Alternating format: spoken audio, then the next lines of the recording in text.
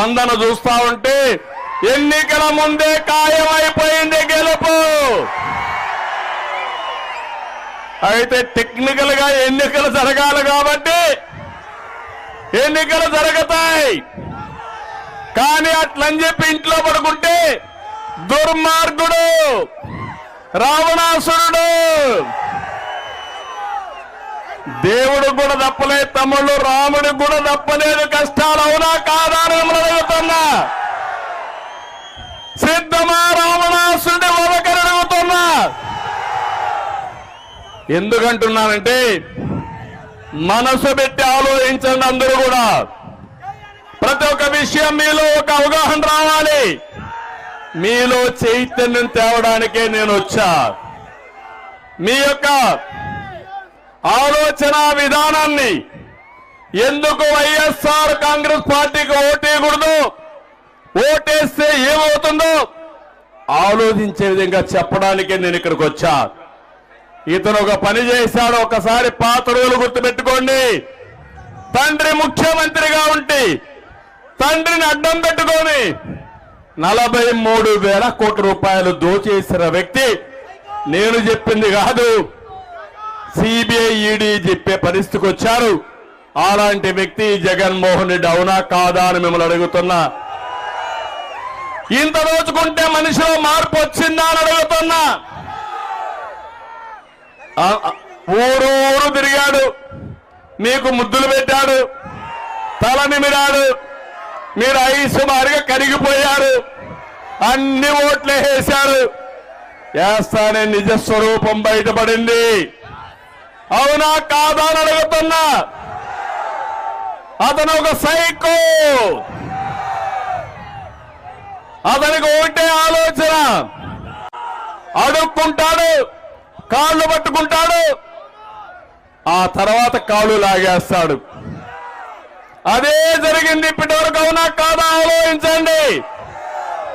ముఖ్యమంత్రి అయ్యాడు, దీంతో రాష్ట్రాన్ని చెరబట్టాడు, వ్యవస్థల్ని సర్వనాశనం చేశాడు, మనందరి జీవితాలు కూడా నష్టపోయే విధంగా చేశాడు.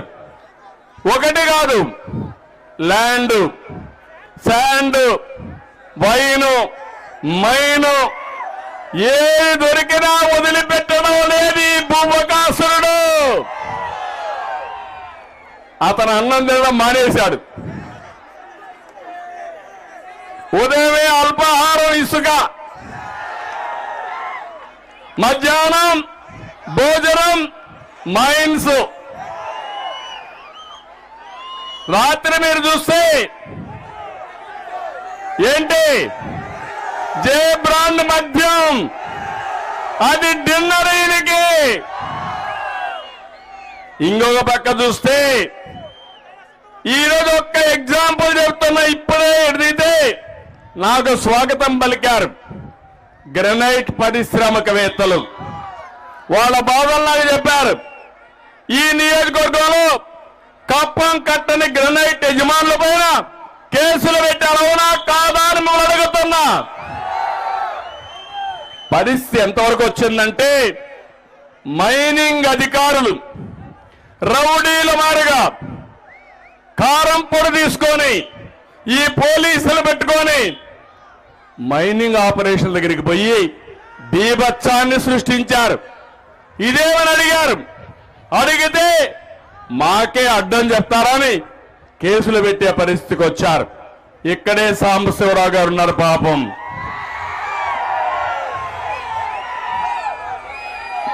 ఆయన పైన కేసులు పెట్టారు. వ్యాపారం చేసుకునే వ్యాపారస్తుల పైన కేసులు పెట్టారు. అంటే మీ అధికారం ఉందని ఊరి మీద ఆంబోతులుగా పడితే ఒకటే హెచ్చరిస్తున్నా, నీ ఆంబోతుతనానికి కళ్ళు వేస్తా, మిమ్మల్ని ఎక్కడ పెట్టాలో పెట్టి వాళ్ళు కాపాడుకునే బాధ్యత నాది.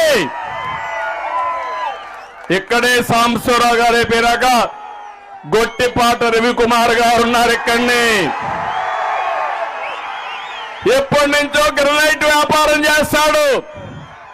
పార్టీ మారమన్నారు. నువ్వు చెప్పడం ఏంటి? నేను రావడం ఏంటి, నేను రాను, పో, దిక్కున్న దగ్గర చెప్పుకోమని గొట్టిపాటి రవికుమార్ ఛాలెంజ్ చేశాడు. 350 కోట్ల రూపాయలు ఫైన్ వేశారు. మొత్తం 10 ఏళ్లు చేసినా అంత డబ్బులు రాదు. దాంట్లో ఏం చేయాలో దిక్కు తెలియకుండా సుప్రీంకోర్టు వరకు వెళ్ళి దాన్ని కాపాడుకుని ఆయన అరెస్ట్ కాకుండా ఉన్నాడంటే ఎంత వేధించారో మీరు చూడాల్సిన అవసరం ఉంది. నేను అడుగుతున్నా, ఇక్కడుండే మీరందరూ బాధితులే, అవునా కాదా అని మిమ్మల్ని అడుగుతున్నా.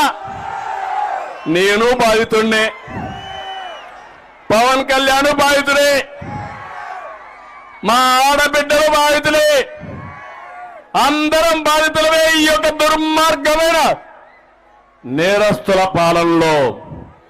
అందుకే నేను మిమ్మల్ని ఒకటే పెడుతున్నా, వీళ్ళ ఉద్దేశం ఒకటే, మనం బానిసలుగా ఉండాలి.